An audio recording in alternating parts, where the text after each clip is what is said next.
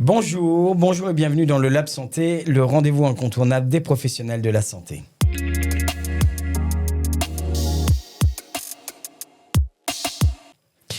Aujourd'hui, nous recevons un homme qui fait rimer technologie avec proximité et qui a fait de la Suisse horlogère sa muse.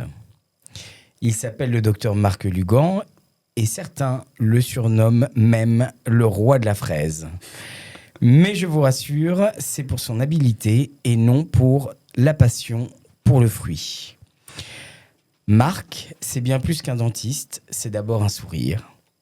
Pas seulement le sien, mais aussi celui qu'il s'efforce de redonner à ses patients dans son cabinet de Val-d'Aon.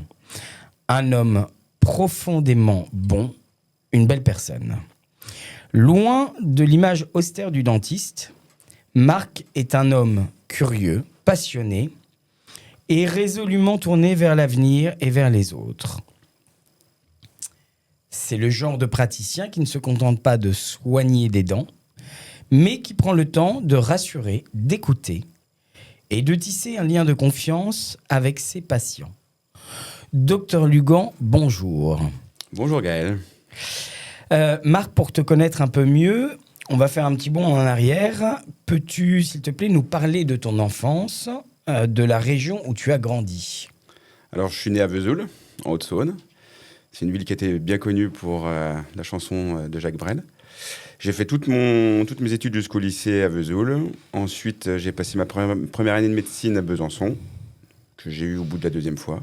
Oui. Et étant donné qu'il n'y a pas de fac de dentaire à Besançon, on a le choix entre Nancy ou Strasbourg, en fonction du classement. Et j'ai eu Nancy. Donc je suis arrivé à Nancy en 2006 pour faire mes études, jusqu'en 2011. Ok. Date de 2012, date de ma thèse. Ok. Est-ce que tes racines, l'endroit d'où tu viens, ont façonné la personne que tu es devenue ? Pas forcément le lieu, mais plutôt la famille, l'entourage, les amis. Le fait d'être dans une petite ville, d'avoir envie de voir d'autres choses, d'évoluer, de faire... Alors, on dit souvent que la famille est notre premier socle. Quelle place a eu ta famille dans ton parcours ? Elle était énorme. Sans eux, j'aurais pas réussi. Je n'étais pas un élève hyper brillant au lycée. Je faisais pas grand-chose. J'avais, je pense, quelques facilités, mais j'ai pas eu mon bac haut la main, loin de là. Par contre, à partir du moment où il a fallu s'y mettre, je m'y suis mis. Et aussi, je suis le troisième de la fratrie, donc j'ai vu mes deux frères et sœurs réussir leur première année de pharmacie. J'ai vu toute ma famille qui avait fait... j'ai une famille où il y a beaucoup de médecins, beaucoup de pharmaciens, donc je connaissais un petit peu les rouages des premières années. Et c'est ce qui m'a permis de me réveiller, et puis à ma deuxième année, de me dire, si c'est pas maintenant, c'est jamais. Et donc, ça a été un vrai soutien pour toi, notamment dans ton choix de devenir dentiste ? Ah oui. Ouais. Oui, indispensable. Alors, par rapport au choix du métier, est-ce qu'il y a une anecdote, un événement marquant dans ton enfance qui t'a mis sur la voie de ce métier si exigeant et si précis ? Nous avons du mal à imaginer que la passion pour les fraises se déclare toute seule. Oui, il y a différentes choses. Il y a, pour une histoire personnelle, petit au ski, je me casse une dent, une incisive mandibulaire. Mon oncle étant dentiste me soigne. C'est pas un moment très agréable à en souvenir, j'avais 11-12 ans. Mais je vois quand même que c'est indispensable. Je me rends bien compte que sans ça, je serais avec encore ma douleur suite à la fracture de ma dent. Et puis, il m'a refait une prothèse derrière, donc ce qui m'a permis d'avoir une vie complètement normale. C'est pas quelque chose qui avait façonné forcément mon envie au fil des années, mais une fois que j'ai dû me poser la question de savoir si je voulais faire médecine ou dentaire, je me suis souvenu qu'il y avait quand même ce côté technique, médical, où on rapporte quand même une solution assez rapidement à des gens qui ont des problèmes, notamment esthétiques. Et puis, il y a un élément quand même aussi tout autre, c'est que, étant donné que je suis pas un très très grand travailleur au niveau scolaire, je me suis dit que l'internat, c'était peut-être quelque chose où j'aurais pas ce que j'aurais envie de faire. J'avais envie d'un métier à la fois manuel, à la fois technique, intellectuel, relationnel, et puis avoir aussi ma structure. Alors, justement, dans ce sens, ton métier, Marc, exige une précision millimétrée. Qu'est-ce qui est le plus difficile dans ton quotidien ? Est-ce que c'est le geste, la maîtrise technique ou la relation avec le patient ? Ça dépend, parce que au bout du compte, la technicité évolue avec les années. C'est-à-dire qu'en sortie de fac, je ne fais pas du tout les mêmes choses qu'aujourd'hui. Et ce que je fais aujourd'hui, je ferais peut-être des choses différemment dans 10 ans. Okay. Donc la technicité, elle est toujours de plus en plus difficile, mais elle est de plus en plus maîtrisée. Donc c'est une technicité que je choisis. Donc c'est pas quelque chose qui... Il n'y a aucun moment où je me dis ce geste-là, j'y arriverai pas. C'est plutôt de savoir est-ce que j'ai bien intégré dans mon activité, est-ce que j'ai bien intégré dans le diagnostic du patient, est-ce que ça va aboutir à la solution que je voulais avoir. Comment vois-tu le futur du métier? Le dentiste de demain, est-ce que ce sera plus un manager, un technicien ou un expert en communication? Alors les gens, ils connaissent pas mal de choses, enfin, ils commencent à connaître pas mal de solutions thérapeutiques. Oui. Il y a encore quelques erreurs qui sont faites par les patients, mais la communication, elle va surtout se faire sur rassurer le patient, lui expliquer comment ça va se passer, anticiper les douleurs ou les problèmes qu'ils peuvent avoir, les rassurer sur le problème esthétique aussi, parce que souvent c'est la question, c'est-à-dire est-ce que j'aurai ma dent de devant, est-ce que je vais avoir un trou, est-ce que ça va me faire mal. Donc sur la communication, oui, ça a un rôle hyper important. On n'est plus le dentiste il y a 30 ans qui fait son truc dans son coin sans expliquer aux patients. Après, je pense que c'est surtout un métier qui évolue du côté numérique et digital. Ouais. L'arrivée des caméras pour les empreintes, l'arrivée des imprimantes 3D, l'arrivée de la CFAO, donc ça existe depuis longtemps, mais de l'usinage des prothèses, ça a révolutionné notre activité dans énormément de domaines, dans quasiment tous les domaines. Ouais, on va revenir justement sur l'innovation et la technologie. Mais avant cela, j'aurais aimé que tu nous parles aussi de l'économie du dentiste. Nous, dans le Lab Santé, parce que je suis persuadé que tu es un auditeur assidu. Bien sûr. Le point important de l'économie est toujours à traiter, puisque vous êtes des professionnels de la santé, mais vous êtes aussi des chefs d'entreprise. On parle souvent notamment de la dimension médicale, mais le métier de dentiste est aussi une petite entreprise. Est-ce que c'est une dimension que tu as développée sur le tas ? Alors, la gestion en elle-même, on apprend au fur et à mesure. On est quand même très rapidement entouré aussi par des comptables qui sont indispensables pour nous encadrer. Donc, ils nous expliquent des différents aspects techniques. On essaie de s'y intéresser. Le plus important, c'est je ne sais pas si c'est sur ce sujet-là qu'on veut arriver, c'est sur le coût du plateau technique ou sur la manière dont on gère l'entreprise. La manière de gérer l'entreprise, l'ensemble, parce qu'en fait, finalement, la gestion du plateau technique intervient directement dans la gestion globale de l'entreprise, quoi. Et c'est là où il y a deux facettes. C'est-à-dire qu'il faut savoir prendre des risques et acheter du matériel, parce que le matériel coûte très cher dans le milieu dentaire. Donc, il faut savoir oser prendre ces décisions et acheter ce matériel-là. Savoir en avoir l'usage, et derrière, savoir si ça va nous apporter quelque chose économiquement, parce qu'en effet, on ne peut pas acheter à perte en se disant j'achète cette machine à... Tous les prix existent, mais à 30 000 euros, sans savoir si derrière, elle va m'apporter quelque chose dans mon activité et pour mes patients. C'est d'après toi, est-ce que c'est ces clés qui permettent de gérer un cabinet de façon pérenne et éthique ? Je pense qu'il y a tous les profils, à mon avis. On n'est pas très bien formé là-dessus, sur la gestion en tant que dentiste. Ça dépend de chaque praticien. Il y a des praticiens qui vont aimer la technologie, qui vont acheter sans trop réfléchir pour avoir l'objet, le matériel, pour les aider dans la vie de tous les jours.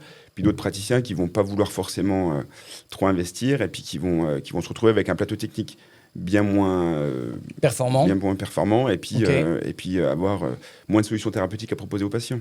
Donc après, ça dépend vraiment de l'activité qu'on a, de l'envie dont on a envie d'apporter, de solutions thérapeutiques qu'on a envie d'apporter aux patients.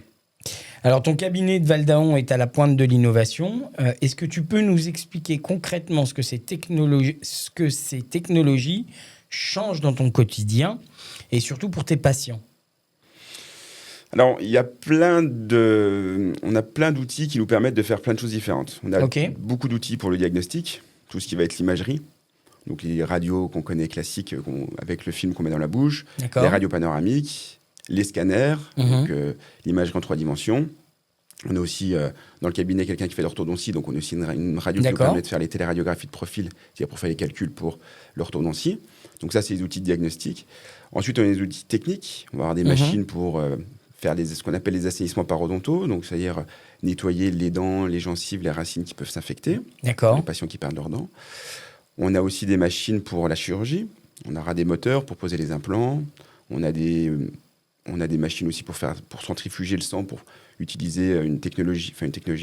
C'est une manières de faire pour faire des greffes osseuses. Donc voilà, on va utiliser ces machines-là. On a d'autres machines, on a après tous les outils de stérilisation, les stérilisateurs, les bacs ultrasons, les soudeuses, les thermoformeuses, tout ça. Et puis après, on a des outils, on a l'outil informatique. Je suis en train de réfléchir. Mais tu parlais tout à l'heure des imprimantes 3D, c'est ça? Oui.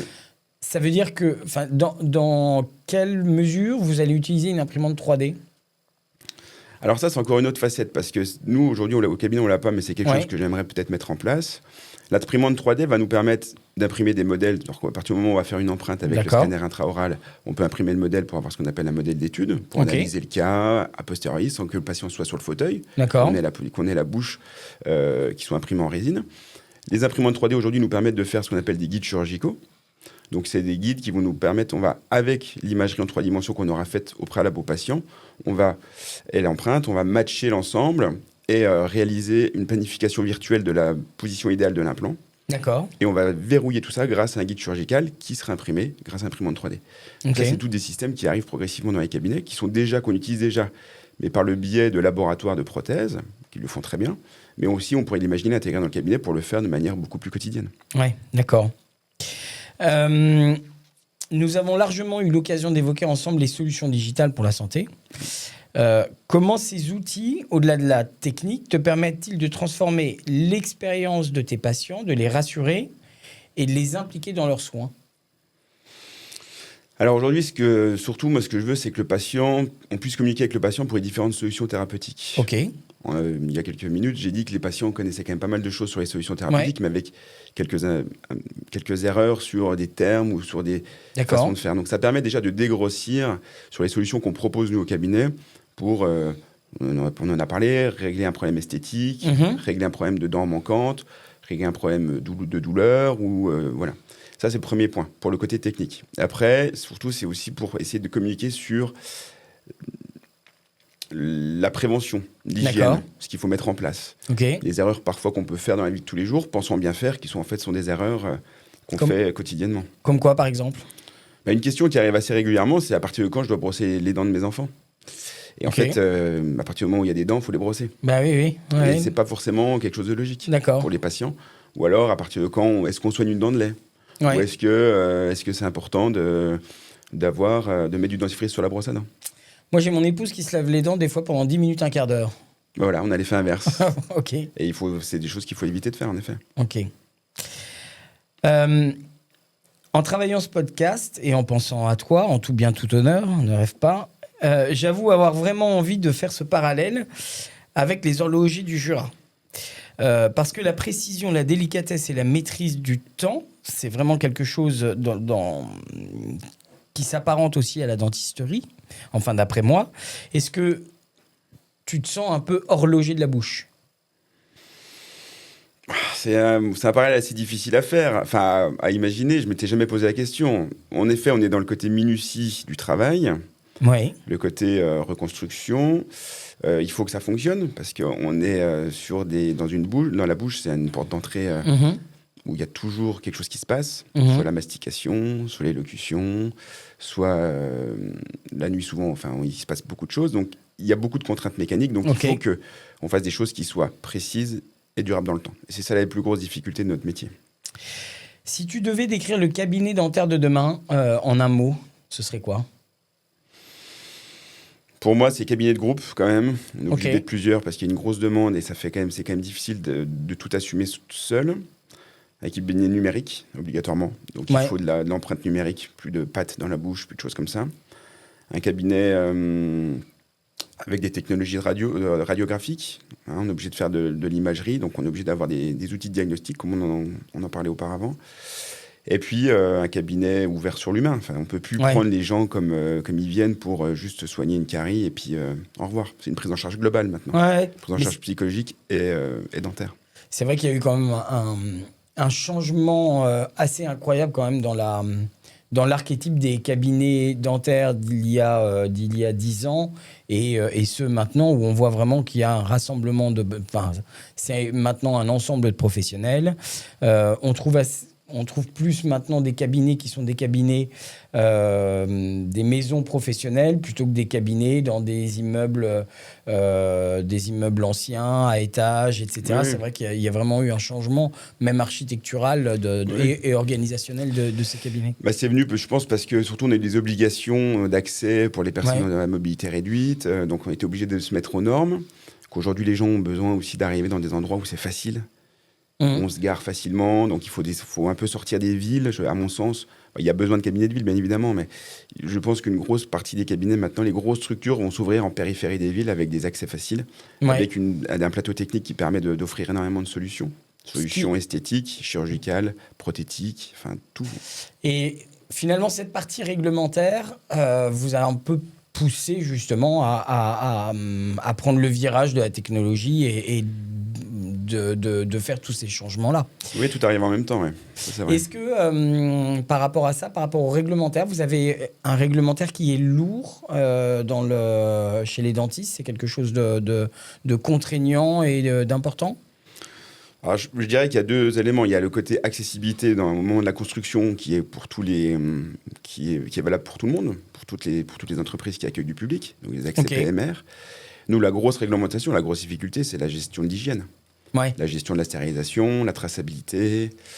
Ça, c'est quelque chose d'assez lourd, qui prend une grosse place dans le cabinet, qui prend une grosse place aussi économique. On en parlait au début, mais il nous faut beaucoup de matériel, parce qu'on est quand même les dentistes, on fait de la radiologie, du soin, un peu de chirurgie, donc gestion du risque infectieux. Donc tout ça, on est obligé de tout gérer en interne. On ne peut pas délocaliser la gestion de la stérilisation. Enfin, ça existe, mais c'est assez compliqué, assez onéreux. Et donc, d'après toi, le cabinet dentaire, dans 10 ans, à quoi ça va ressembler? Moins de fraises, plus de technologie? Alors, moins de fraises parce qu'il y a des outils de prévention qui se mettent en place, donc peut-être qu'il y aura de moins en moins de caries. Il y a quand même des objectifs des générations zéro caries, où on arrive à réduire quand même le taux de caries. Ouais, le taux de caries, je pense je ne suis pas statisticien, mais je pense que le taux de caries d'il y a 40 ans n'est pas le même qu'aujourd'hui. On n'a plus autant il y a une hygiène, il y a une prévention, il y a une culture de brossage qui est beaucoup plus importante que ce qu'il y avait, il y a une quarantaine d'années. Donc moins de fraises, oui et non. C'est-à-dire qu'on aura toujours quand même des besoins de fraiser pour faire l'acte. Par contre, beaucoup de prévention, beaucoup de technologie, beaucoup d'outils informatiques, beaucoup d'outils numériques. Bon, on va pas se mentir, moi j'ai une peur bleue du dentiste. Rien que d'en parler, j'en ai des frissons. Pourquoi et comment se fait-il, avec tant d'innovation, que les labos n'aient pas enfin réussi à supprimer le bruit de la fraise? C'est quand même un truc de dingue. Pourquoi on n'arrive pas à enlever ce bruit absolument atroce? Parce que, on en parlait tout à l'heure, l'horlogerie. Alors nous, on fait de l'horlogerie dans la bouche, mais il faut quand même imaginer que la technologie de la fraise, c'est un tout petit mandrin en métal qui va faire 1 ou 2 mm de diamètre, qui va tourner entre 40 000 et 200 000 tours minute. Donc il faut des micros engrenages qui vont tourner très rapidement et qui à un moment créent du frottement. J'imagine, je suis pas ingénieur en construction, voilà, mais je pense que c'est technologiquement impossible et on est dans un espace tout petit, donc on peut pas se permettre de mettre un isolant dans une tête de fraise pour réduire le bruit. Je pense qu'on est obligé d'avoir quelque chose d'efficace sur une petite. Bon, j'invite quand même tous les fabricants de matériel de penser à ma recommandation d'essayer de supprimer ce bruit. Mais ça a tendance quand même à se réduire. Je pense que les contrangles, on appelle ça des contrangles, donc c'est la pièce qu'on utilise pour mettre la fraise dessus, ont tendance à évoluer, on a quand même de moins en moins de bruit. Mais c'est un gros problème, par exemple, on en rigole là, mais on vit dans un monde, nous en tant que dentistes, dans un monde hyper bruyant, avec des bruits très aigus. D'accord. On a beaucoup de praticiens qui ont des pertes d'audition. Quoi? On parle beaucoup de technologies comme l'intelligence artificielle ou de la réalité augmentée. Est-ce que c'est déjà présent dans ton quotidien? Alors, l'intelligence artificielle, elle est arrivée il n'y a pas très longtemps avec mon logiciel d'imagerie qui me permet de faire des précalculs sur des éléments anatomiques qu'on doit mettre en évidence au moment de la lecture de la radio. Bon, ça, c'est pas quelque chose qui a transformé ma vie. La réalité virtuelle, je pense qu'elle n'est pas encore arrivée au cabinet, mais ça va être l'après sur la mise en confiance du patient. D'accord. Avec l'utilisation des casques pour mettre les patients dans une bulle. Aujourd'hui, ce que j'utilise Pour les patients très stressés, très phobiques, on met des écouteurs. Je dis aux patients de venir avec ses écouteurs, il met sa musique, ça permet de se mettre dans sa bulle, il ferme les yeux. Mais je pense que l'avenir, après, ça va être de mettre ça plus le casque pour vraiment se mettre dans une bulle où il arrive à passer à autre chose. Parce qu'on fait tous nos soins les patients sont entièrement conscients. On ne peut pas les sédater, donc c'est compliqué de gérer le stress quand un patient est très stressé. On a eu dernièrement, on a équipé un cabinet dentaire où je pense à ça avec ce parallèle, et c'est vrai qu'il nous a demandé de mettre une multitude, de faire un plafond numérique. Donc on a recouvert son plafond d'écran de façon à ce que le patient soit concentré sur l'écran et pas sur l'acte en tant que tel. Voilà. Toi et moi, nous nous connaissons bien. Tu as vu naître les solutions d'Higileur Santé. Concrètement, comment ces outils changent-ils, d'après toi, le quotidien des dentistes ? Alors, le quotidien des dentistes, mais surtout, je pense, le quotidien de nos patients, parce que ça apporte une première réponse aux questions qui peuvent se poser. Ça permet de communiquer avec eux sans qu'on soit présent, parce qu'on a quand même on est des techniciens, on passe une grande partie de notre temps dans la bouche des patients, donc on ne peut pas vraiment communiquer à ce moment-là. Donc ça permet aux patients, s'ils ont des questions à poser, déjà d'avoir certaines réponses sur nos écrans qui permettent d'apporter un maximum d'informations. Et ensuite, ça peut ouvrir à d'autres questions où là, les patients nous en parlent et on arrive à répondre à leurs questions en face à face, quoi. Ok, merci. Pour retourner sur la partie économique et sur les idées reçues, un cabinet dentaire, comme toute entreprise, en fait, doit être rentable pour durer, mais il y a parfois un tabou autour de l'argent. Comment concilies-tu l'aspect économique avec l'éthique de ton métier ? Alors, on en parlait tout à l'heure, c'est que le problème des cabinets aujourd'hui, c'est qu'on ne peut pas les comparer aux cabinets d'il y a 30 ans. Aujourd'hui, le plateau technique d'un cabinet, il est énorme. C'est plusieurs centaines de milliers d'euros à investir au début sur l'achat du matériel, un fauteuil, une imagerie, même sans avoir une imagerie en 3 dimensions, un compresseur, une chaîne de stérilisation, un stérilisateur, le matériel, le petit matériel, tout ça, c'est des choses qui coûtent assez cher. Donc forcément, d'un point de vue économique, le plateau technique nous coûte cher. On a aussi beaucoup de salariés parce qu'on a besoin d'une assistante, d'une secrétaire. Parfois même, dans certains gros cabinets, il y a des personnes qui sont dédiées à la stérilisation puisqu'il faut que ça tourne. Chaque instrument doit être nettoyé, doit être stérilisé. Donc après tout ça, ça fait partie d'un coût horaire, comme toute entreprise.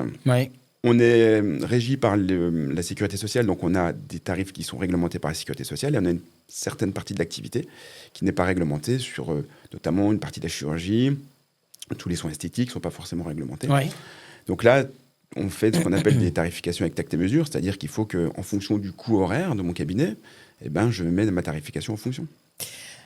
Est-ce que par rapport à ça, on a entendu parler ces derniers temps de nombreux scandales par rapport à des centres dentaires low cost. Est-ce que, d'après toi, les dentistes travaillent beaucoup la partie communication, justement pour essayer de pallier à ces scandales et à ces points qui ont pu entacher votre profession ?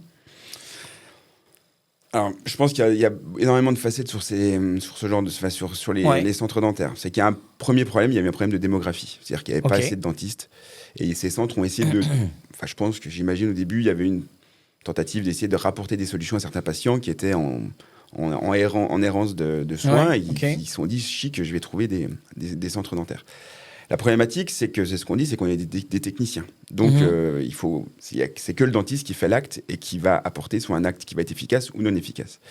La problématique des centres dentaires, c'est que c'est pas géré forcément par des dentistes, pas tous. Donc, ils n'ont pas forcément la culture du soin, de savoir ce qu'il y a à faire. Ils vont être plutôt orientés sur la rentabilité, puisque ça devient un business et non plus un métier dont il a été formé. Souvent, malheureusement, c'était des praticiens assez jeunes qui étaient installés là-dedans, qui n'avaient pas forcément l'expérience et puis le recul clinique sur certaines choses, ont été orientés par ces gestionnaires de centres, poussés à faire du soin et de l'acte, où on en arrivait à certains scandales. Tous les centres dentaires ne sont pas comme ça, mais certains centres dentaires ont créé des scandales qu'on a tous entendus. Et ça vient de là. Donc le centre dentaire, la communication par rapport aux patients, c'est plus pour avoir une confiance du patient, que le patient vienne en étant détendu et faire des actes qui soient les meilleurs pour eux et puis les plus efficaces et les plus durables surtout. Donc, si demain, parce qu'en fait, quand on est pour le secteur officinal, pour les pharmacies, on a l'obligation d'avoir le diplôme et d'être titulaire pour pouvoir ouvrir une pharmacie. Si moi, demain, je décide d'ouvrir une chaîne de cabinet dentaire, c'est quelque chose qui est envisageable. Je peux ouvrir ma chaîne de cabinet sous... Souvent, c'est les lois 1901, des lois où normalement il n'y a pas de... Ok. Mais la grosse problématique qui va se présenter à toi, c'est que tu n'as pas le droit de soigner.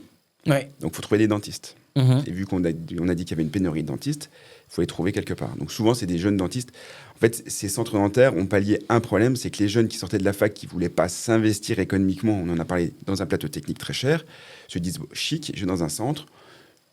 Souvent, le centre garantit un certain salaire.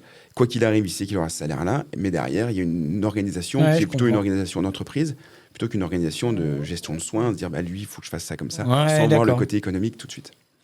Quel est le type de soin sur lequel tu t'éclates plus ? Est-ce qu'il y a un point, une technique particulière sur laquelle tu prends vraiment plaisir ?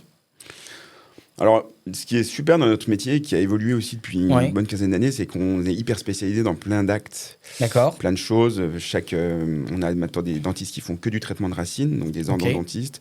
On a des dentistes qui font quasiment, dans les grandes villes où une grosse demande, que de l'esthétique. Des dentistes qui font que de la chirurgie, des dentistes qui font que du soin d'enfants, des pédodontistes. Donc, on peut se spécialiser dans ce qu'on a envie. Moi, comme tu l'as dit, je suis dans un petit village à côté à Val d'Aon, dans le Doubs. Je me suis pas hyper spécialisé. Je m'oriente plus vers la chirurgie. Donc, c'est des actes que j'aime bien. La réhabilitation implantaire, les greffes de gencives, des choses comme ça. Je suis loin d'être c'est loin d'être mon activité principale. Mais c'est des choses que j'aime bien. J'aime bien mettre en place, je me forme dessus. C'est l'orientation que je prends aujourd'hui sur mon activité. D'accord. Justement, tu parles de la formation. Comment tu fais pour te former sur ce type de nouvelles techniques ? Pareil, ça a bien évolué depuis une bonne dizaine d'années. Donc, il y avait historiquement les diplômes universitaires que les facs proposent. Mais étant donné qu'on n'a pas beaucoup de facs en France, il n'y en a que 16 sur tout le territoire. Moi, étant dans le Doubs, pour revenir à Nancy, c'est une grosse organisation. Et il y a beaucoup de formations dites pas privées, c'est-à-dire que c'est des cabinets de praticiens qui sont déjà hyper spécialisés, qui sont énormément formés, qui vont créer leur propre formation. Je t'avouerai que je ne sais pas exactement quelles sont les réglementations pour dire qu'on est formateur et qu'on a une formation. En tout cas, derrière, il y a un côté pseudo-validant. Il faut savoir que nous, en tant que dentiste, on a le droit de faire tous les actes dans la bouche. C'est un peu comme un médecin. C'est-à-dire qu'à partir du moment où on se dit qu'on peut le faire, on a le droit de le faire. Après, on assume l'acte qu'on a réalisé. D'accord. Ok. Donc, l'idée, c'est de se dire, moi, je m'oriente vers la chirurgie. Je me forme au début sur la chirurgie simple. Puis, on commence à faire évoluer les formations sur des formations de plus en plus techniques. Ok. Alors, je vais forcer le trait volontairement, mais on connaît tous le mythe du dentiste millionnaire. On a tous en tête cette idée que les dentistes gagnent extrêmement bien leur vie. Quelles sont, selon toi, les réalités, les défis économiques du métier dont nous ne parlons pas suffisamment ? Alors, le dentiste, on va pas se cacher, et on a un salaire qui est quand même... c'est pas un salaire parce qu'on produit notre richesse. Donc, on est obligé d'être présent au cabinet, on est obligé d'être avec les patients pour faire du chiffre d'affaires et que ce chiffre d'affaires se transforme en rémunération. Ce qu'il ne faut pas oublier, c'est qu'on est quand même réglementé par la sécurité sociale et qu'il y a beaucoup d'actes qu'on fait à perte. Donc, bien évidemment, il y a des actes où on gagne très bien notre vie, mais il y a beaucoup d'actes qu'on fait à perte. On est tributaire aussi du temps passé, puisque c'est une rémunération pour un acte et pas une rémunération au temps passé. Donc, il faut avoir une notion d'efficacité. Et puis, on est tributaire aussi de la gestion de l'angoisse de tous nos patients. Donc, il y a un côté assez lourd psychologiquement à assumer parce que les patients viennent avec beaucoup de stress. Une fois par jour, les gens te disent « je suis pas content d'être là ». C'est pas que je vous aime pas docteur, mais j'aime pas le dentiste. Et il y a quand même une notion de douleur à gérer parce que les gens viennent avec une douleur. Il faut les soulager, il faut être sûr que l'acte qu'on va réaliser va les soulager. Il n'y a pas vraiment de douleur pendant nos actes, mais il y a quelque chose de désagréable au moment de l'anesthésie, la sensation qui est particulière. Surtout sur un patient qui est anxieux, il va le ressentir de manière un petit peu plus importante. Donc tout ça, c'est à gérer. Et tout ça, c'est un poids psychologique à assumer c'est sûr. au quotidien. qu'on apprend à gérer au fil des années. Moi, je n'ai pas du tout la même prise en charge aujourd'hui que j'avais il y a 10 ans et que j'aurais peut-être différemment dans 10 ans. Ok. Pour la plupart des gens, le dentiste est justement associé à la douleur et aux soins d'urgence. Comment pourrions-nous, en tant que professionnels de la santé et entrepreneurs, changer cette image et faire de la prévention réflexe? Alors honnêtement, la sécurité sociale essaye de mettre en place pas mal de choses, dont les bilans bucco-dentaires, donc pas obligatoires, mais les fameux MT-dents, que je pense que tout le monde a reçu pour leurs enfants. À l'époque, c'était 3, 6, 9, 12, 18, 24 ans. Et là, depuis quelques temps, ils sont passés à une consultation par an. Ouais, c'est bien. Donc ça, la sécurité sociale essaye de faire des générations, les fameuses générations zéro carré. Après, je pense que ça n'a pas d'impact sur la grande population, et surtout pas sur la population dont on a besoin, la population la plus démunie, qui ne s'intéresse pas forcément à tout ça. C'est un sujet un peu de santé publique, c'est compliqué d'y répondre comme ça, sans y avoir... c'est pas mon rôle, moi, de trouver cette solution-là, mais je pense que la communication au sein du cabinet est hyper importante. Se rendre compte que les soins sont plus aussi douloureux, et que les soins sont accessibles, parce que tous les soins en France sont pris en charge à 100% par la sécurité sociale, donc tous les soins de carie et soins d'urgence seront remboursés, parce que parfois certains patients peuvent avoir peur de se dire ça va me coûter de l'argent. À partir du moment où on a une mutuelle, tout est pris en charge. Et seulement s'il peut rester du reste à charge, on va faire des devis. Donc dire aux patients qu'il faut se faire soigner et qu'après, il y a une discussion qui s'ouvre avec le praticien et on trouve toujours des solutions. Moi, ce que je dis à mes patients, c'est que je préfère les soigner et puis faire des soins alternatifs, c'est-à-dire dire, bon, on ne fera pas la solution qui était, à mon sens, la plus optimale, mais leur trouver une solution thérapeutique de temporisation. Et le jour où ils peuvent le faire, on pourra voir pour faire les choses différemment. Oui, puis finalement, alors moi, je ne connaissais pas la stratégie qu'a mis en place la Sécu, mais pour autant, on peut se dire aussi que pour des personnes qui sont anxieuses à l'idée d'aller chez le dentiste, le fait d'y aller finalement plus souvent une fois par an permet aussi d'être plus habitué et de réduire ses craintes. Exactement. On a beaucoup de patients, tout à l'heure j'ai dit qu'il y avait des patients qui disaient qu'ils n'aimaient pas nous voir, mais il y a aussi beaucoup de patients qui disent merci docteur, grâce à vous j'ai moins peur et je viens avec moins de crainte chez le dentiste. Est-ce qu'il y a une anecdote ou une situation qui t'a fait halluciner, dont tu te souviens particulièrement? Non, c'est pas moi personnellement, et c'était pas au cabinet, c'est ma femme qui à la fac soignait un enfant. Justement, on disait mettre en confiance les gens. Un petit enfant qui était polycarié, qui a des caries partout, donc on a d'un milieu défavorisé où il n'y a aucune culture du brossage, de la brosse à dents.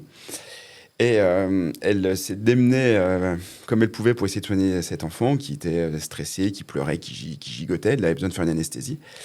Et le père, pour essayer de le convaincre, s'est approché de son enfant, a retiré ses 2 appareils complets, donc ses 2 dentiers, puis a dit à son fils « Si tu veux pas finir comme papa, il faut laisse-toi soigner par le docteur. » Donc autant dire que c'est pas du tout la bonne solution pour mettre les enfants en confiance.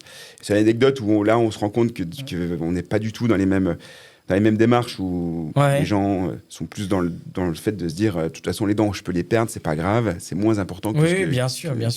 Donc c'est l'anecdote qui m'est pas arrivée à moi mais qui est arrivée à mon épouse. Et c'est quoi l'organisation d'une journée type pour un dentiste comme toi?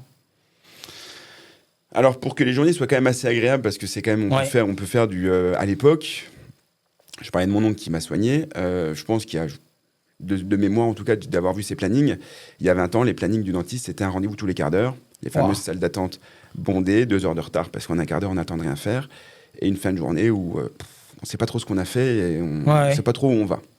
Tout ça a disparu, en tout cas pour mon activité. Je pense que c'est l'activité de tous les gens de ma génération.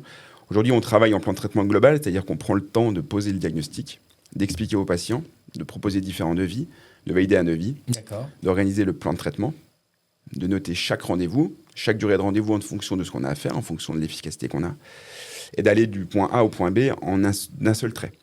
Donc le patient sait qu'il commence le 1er janvier, enfin le 2 janvier, il finira le 15 mars. Donc on arrête aussi les traitements où les patients nous disaient « Ah ben moi j'ai mis 2 ans pour faire 3 couronnes », ça n'existe plus.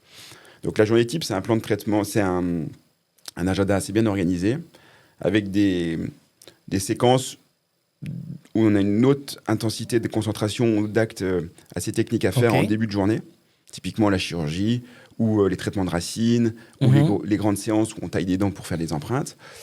Après, on va se mettre des choses un peu plus simples à faire, des consultations, des détartrages, des contrôles. D'accord. Et puis, on va recommencer en début d'après-midi avec des hautes intensités pour finir à la fin de journée sur des choses un peu plus simples. Ok.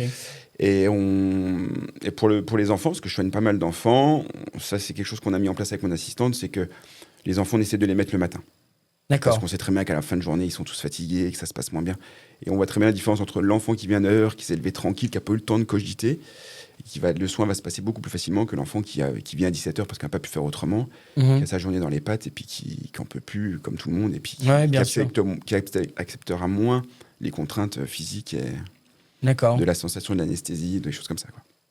Et alors, on parlait des typologies de cabinets.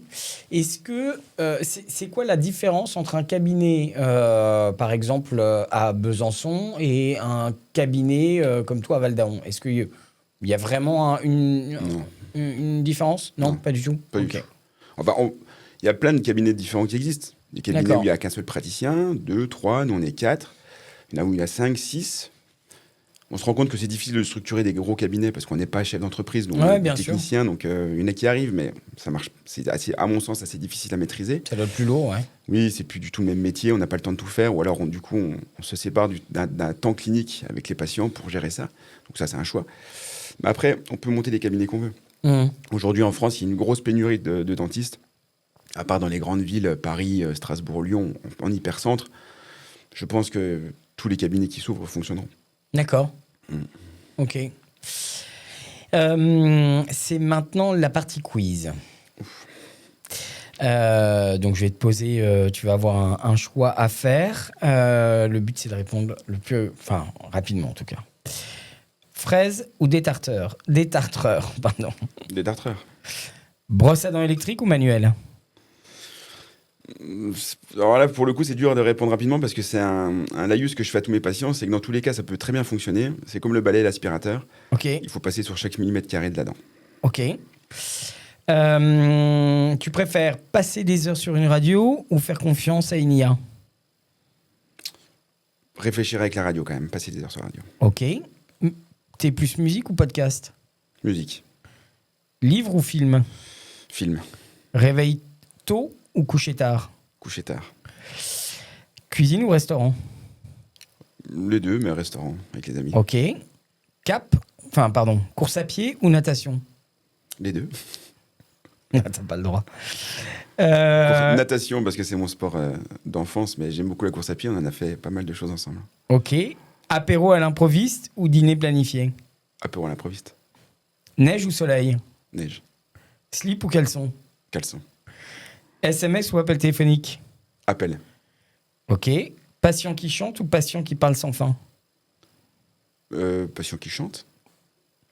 Patient qui a peur ou patient qui est curieux, voire trop curieux? Ça dépend de la curiosité, mais patient qui est curieux, c'est plus intéressant quand même. Ok. Je pense à ma mère. C'est tout à fait son... C'est tout à fait elle. Ce que vous appelez les patients MGEN, c'est ça? Alors, c'est pas ça, c'est des patients qui ont une grosse culture et beaucoup de connaissances et qui veulent tout savoir, ce qui se comprend, mais il y a des choses qui sont explicables, mais il y a des choses aussi où, à un moment, ça fait partie d'une prise en charge globale avec beaucoup d'éléments. Et ça devient compliqué à expliquer parce qu'on perd du temps sur des petits détails qui n'ont pas de valeur. Maman, je t'aime quand même. Hein. Le plus grand mythe sur la profession, celui qui te fait le plus rire. Que c'est parce qu'on met la plaque qu'on gagne beaucoup d'argent. D'accord. C'est vraiment un truc, ça c'est vraiment dépendant de notre activité, donc c'est pas parce que je suis dentiste que je gagne de l'argent. Par contre, si je vais bosser et que je fais des actes où les gens sont satisfaits de mon travail, et ben derrière on peut avoir une activité qui est assez agréable d'un point de vue économique, mais ça marche pas tout seul. Ok, parfait. Marc, merci beaucoup. Les mots de la fin te reviennent. Bah merci Gaël de m'avoir invité. C'était très agréable. C'est quelque chose à faire. C'est pas quelque chose dont on a l'habitude de faire, en tout cas, de répondre à des questions. C'est assez sympa. C'est une espèce d'autopsychanalyse parce qu'on répond à des questions auxquelles on ne s'est pas forcément posé. Bon, merci beaucoup en tout cas Marc pour avoir si bien mis en lumière la profession de chirurgien dentiste. Dentiste ou chirurgien dentiste? Chirurgien dentiste. Chirurgien dentiste. Ouais. Bravo à toi pour ce que tu fais, pour ta patience et ta prévenance auprès des patients. Et je sais de quoi je parle. Bravo pour tout ce que tu fais. Merci Marc. Merci Gaël.